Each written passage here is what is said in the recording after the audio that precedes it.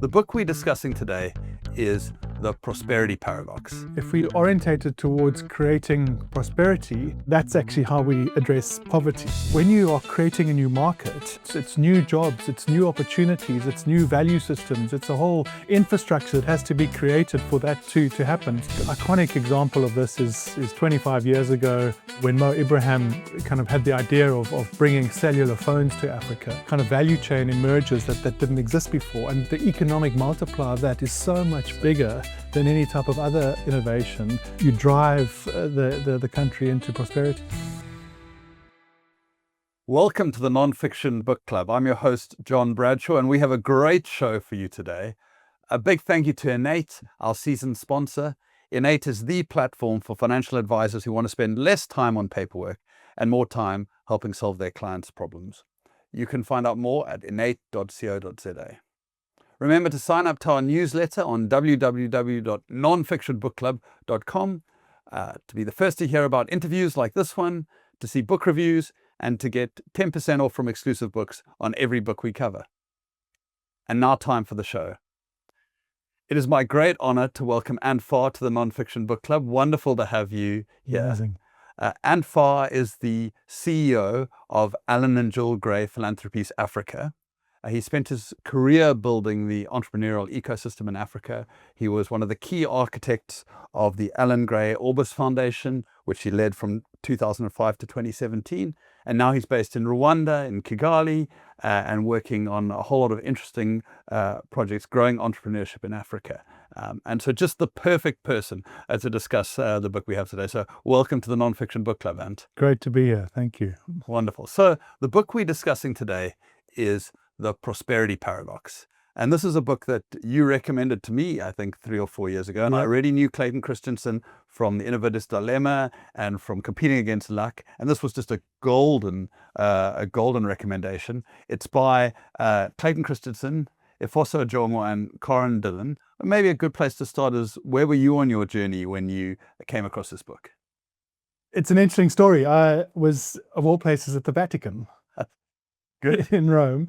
There's an amazing entrepreneurial network that's actually featured in the book. At the time, they were called the Harambean Entrepreneurial Alliance. They're now referred to as the Harambeans. And there's a larger-than-life Okendo Lewis Gale that is the founder of the Ram. And basically, it's a network of some of the strongest entrepreneurs across Africa, but it's really about bringing about the future possibilities of the continent. And so they, as one would expect for an African network, have events in places like the Vatican and the House of Lords.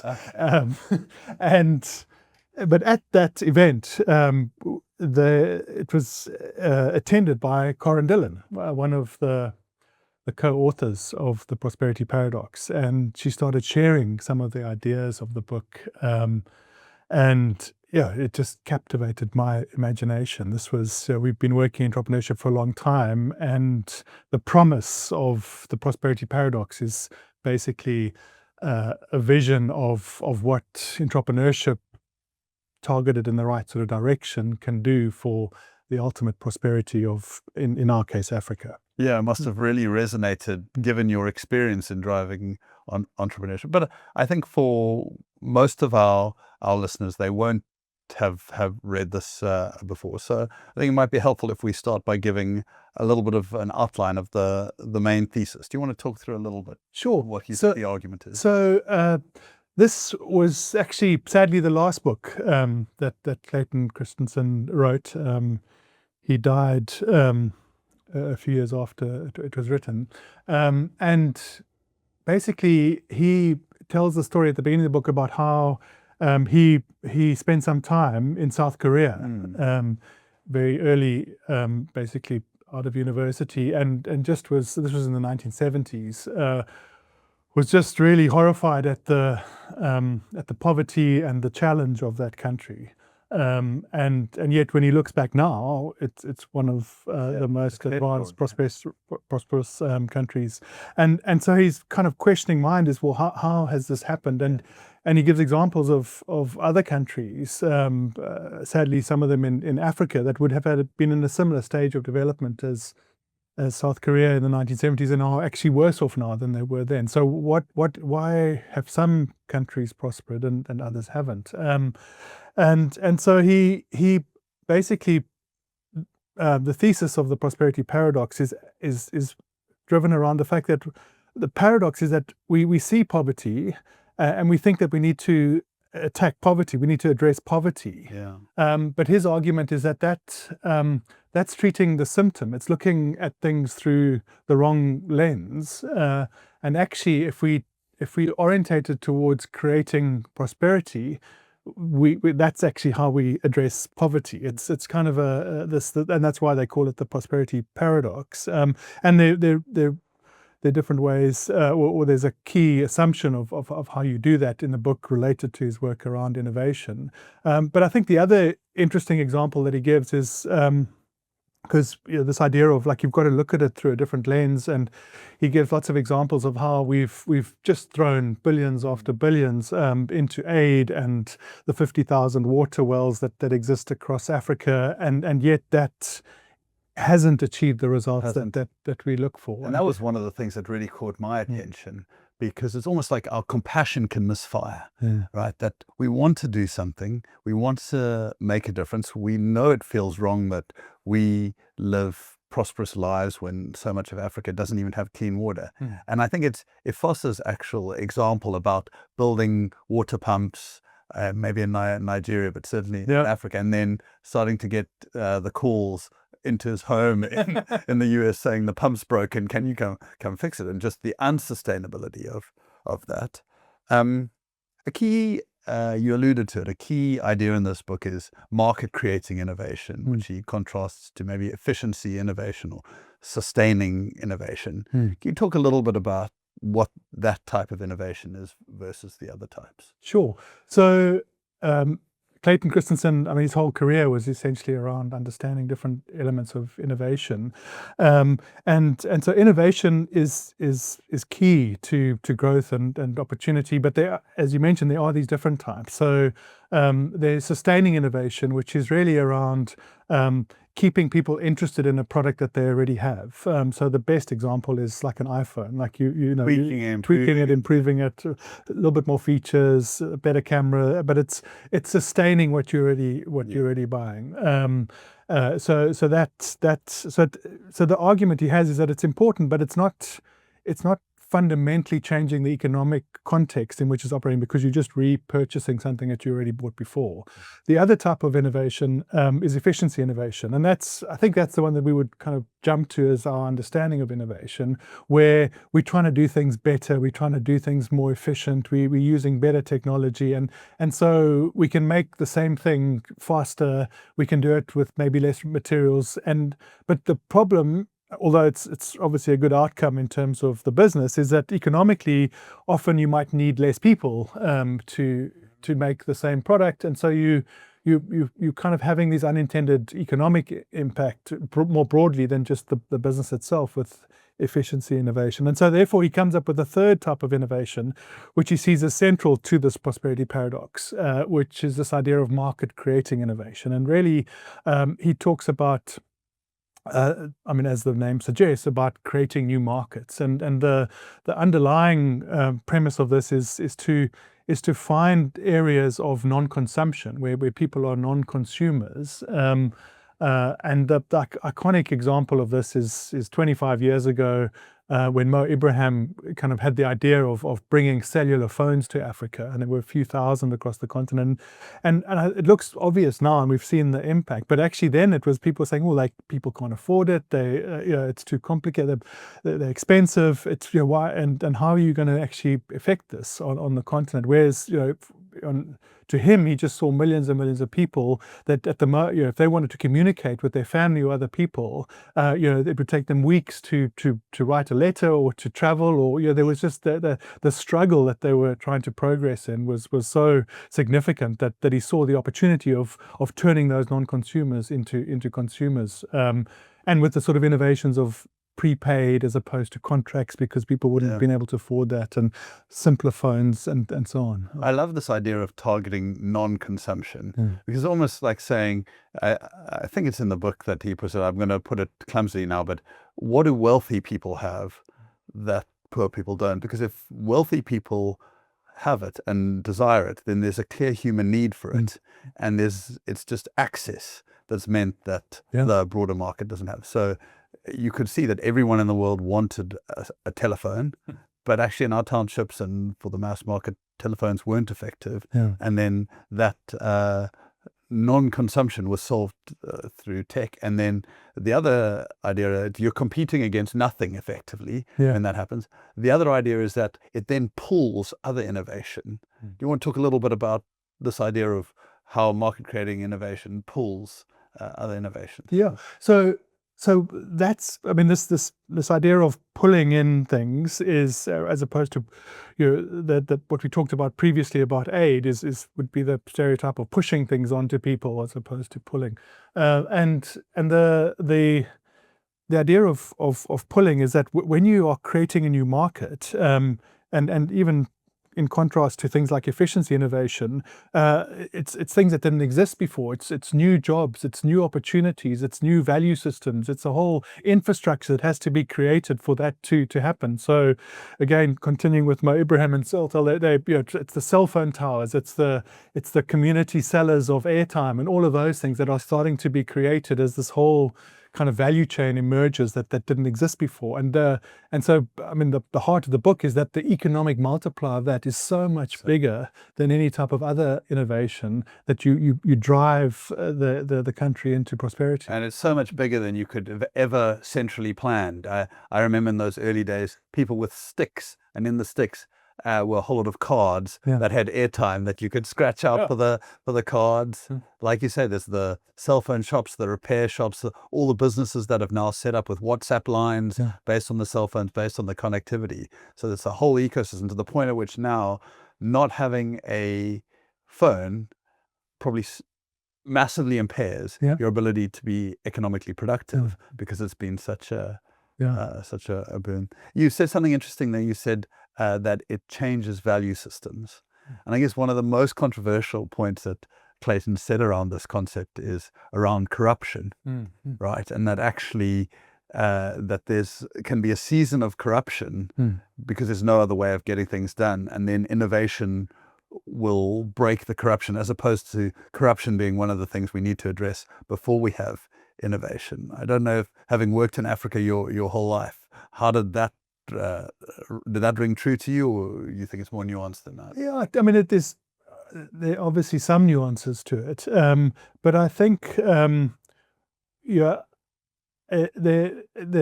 firstly, I think we might stereotype something like corruption happening in certain parts of the world, whereas actually it happens everywhere. It's just kind of in different forms and in different ways, and maybe more sophisticated at other times. And so, it's part of what they're saying is that there's a certain struggle that can be met through corruption. And actually, if you bring further innovation, which brings more opportunity, more prospects, you start to shift the culture and see other ways of doing it. So I certainly think that it's part of the story. I'm not sure if it's the entire story. One of the things, just as you were talking, that struck me about efficiency innovation and sustaining innovation, then market creating innovation, is almost all the conversation around AI has ended up being efficiency innovation. Has been, we need less software engineers, we can do more with less, and therefore all the fear of AI is around job loss. Right? Where that's a real lack of imagination if we should be thinking about how AI is that something that you're seeing in your work in East Africa? Is East Africa as excited about AI as the West Coast of America is? Yeah, I think they definitely are. And I think you've just touched on it, in that it's about the lens that you use towards this. It's a new form of technology, and technology is often the enabler of providing better access to things that otherwise were inaccessible. But we go back to the cell phone. And so, what we are doing in terms of any market creating innovation is making something cheaper, more accessible or simpler. And I don't think there's been a a technology in recent history that does that better than AI. And so I think there are efficiency elements to it, obviously, but I think in the bigger picture, there's just so much opportunity in terms of market creating innovations that it facilitates. Yeah. Yeah, fantastic. So I think it's worth, you can see I'm dying to get on to talking a little bit about what you're doing in Rwanda. I know you're very involved with Jasiri, taking high potential individuals and growing them. I know there's also something that you've been working with in the schools called Wavumbuzi. Hopefully I got close. Can you talk a little bit about your journey moving you and your family to East Africa and the kind of things you've been working on there? Okay. Yeah, so as you mentioned, I've been with Gray-related work for a long time, part of the furniture. And in 2015, the Gray family did a remarkable thing. They'd already done incredible things, and then they just stepped up into a whole new level, whereby they decided as a family to donate their entire controlling share of both the Allan Gray Asset Management Group and the Global Orbis Asset Management Group. All of their shareholding of that, they donated to endow the Allan Gill Gray Foundation. So it was an extraordinary act of generosity from the family. And that had many implications, but one of the implications for us in Africa is that it was just at a different level of scale, that it gave us the opportunity to be more ambitious with the impact that we could have. And we no longer needed to just be in a single country, but we could actually dream about having an impact across the continent. And so that was the opportunity that created. And we did some thinking and some research and analysis, and maybe weren't brave enough to go to West Africa. So we decided that Pretty brave, I mean, that we would start in East Africa, and I was excited to be part of initiating that. And so we have our base out of Rwanda, Kigali, but we also have offices in Kenya and Ethiopia, and so those are the three countries that we work in. And really, it's been an exciting opportunity. We've done a lot of work over a number of years in entrepreneurship in South Africa, and so now we had an opportunity to take those learnings, but also some potential refinements in terms of how we could be most effective in terms of entrepreneurship in East Africa. And actually, interestingly, one of the fundamental refinements is that we're so convinced about this prosperity paradox that Jasiri is this program of developing entrepreneurs. They call Jasiri Fellows. Jasiri is this word, Swahili word to be brave. And the fundamental premise of the Jasiri Fellowship is that we are asking entrepreneurs to focus on market creating innovations because of the thesis of this book, that it is the biggest catalyst to ultimately creating prosperity. And what I love about these fellows, right, is that you don't ask them to come with a business idea. Yeah. You try to pick high potential because you want to create the market creating innovation. Is that the rationale behind not taking people with great ideas like a normal incubator would? That's definitely part of it. That we want to make sure that the ideas are in the direction of market creating innovation. Although it's much easier to see market creating innovation looking backwards than it is looking forward.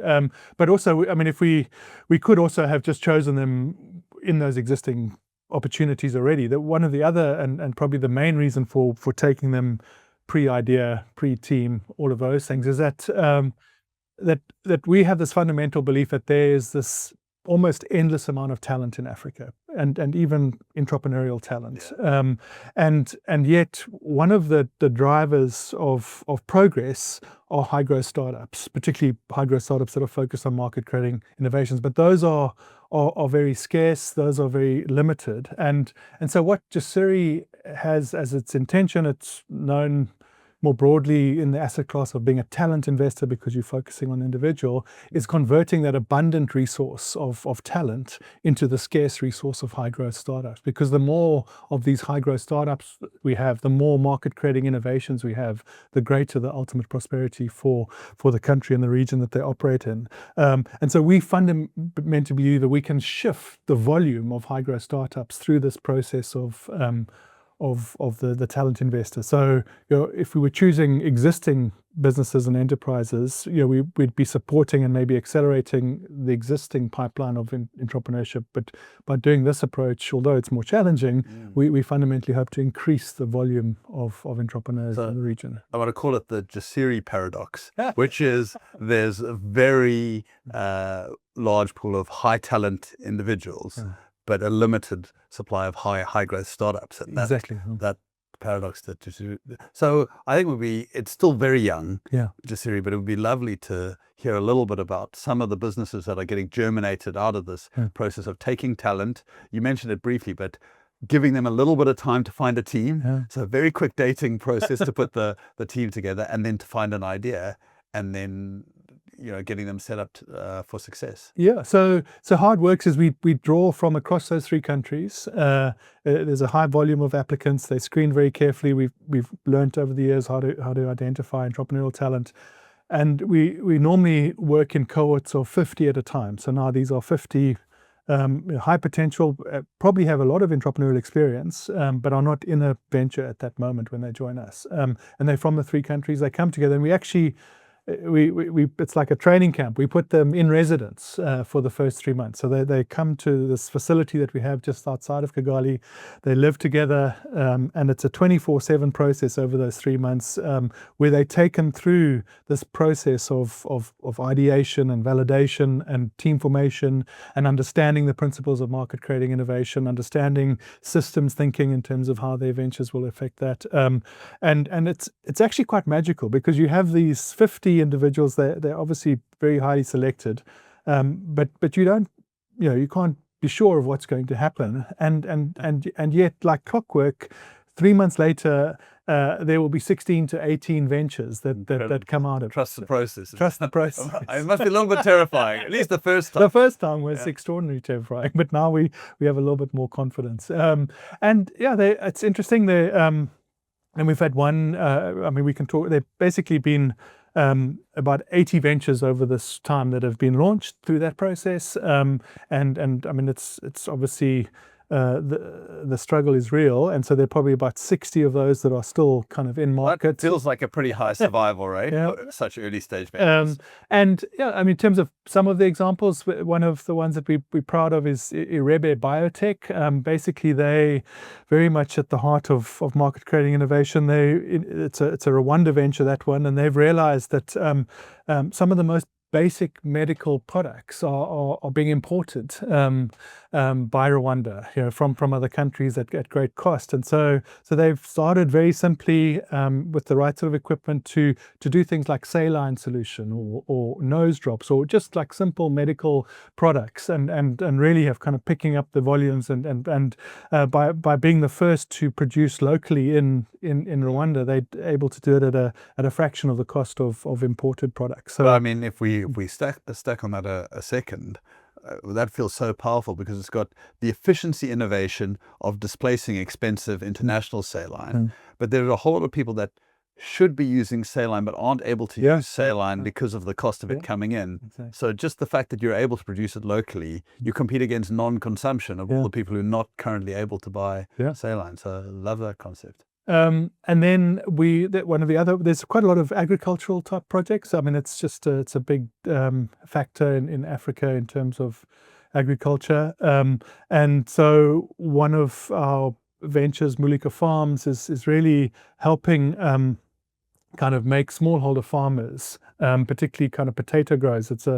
Rwanda has very kind of high quality potatoes that it's able to Irish potatoes type genre that it produces in a northern part of the country. And normally there's this whole kind of system of middlemen, and they've created this platform which is now kind of giving these farmers greater access to market in Kigali, in the bigger cities of Rwanda, and also just setting up standards of how those potatoes are better evaluated in terms of quality. And it's really kind of just opened up new markets for both the potato sellers, and also then people had more access to the agricultural product in the cities. It's so interesting that when you do these kind of innovation drivers, it's this mix of interesting tech, cutting edge tech, and really gritty physical problems like the shape and quality of a potato, Yeah. how someone gets access to it. Well, I also want to hear a little bit about Wavumbuzi. So it's not only been Jasiri, which are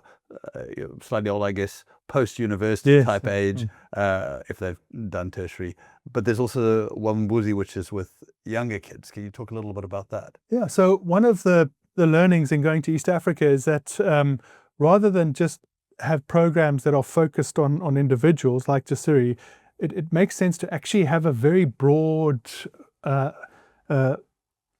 top of the funnel. Like you can really sort of reach as many people as possible at an early stage to kind of excite people about entrepreneurial potentials, and then you can have programs later on that can take the best of those forward. And so we'd actually trialed something in South Africa called the Allan Gray Entrepreneurship Challenge, which had met with some success. And so we took that concept to East Africa. We gave it another name, Wavumbuzi. A bit catchier than the Allan Gray Entrepreneurial Challenge, but which means judging. Pioneer, explorer.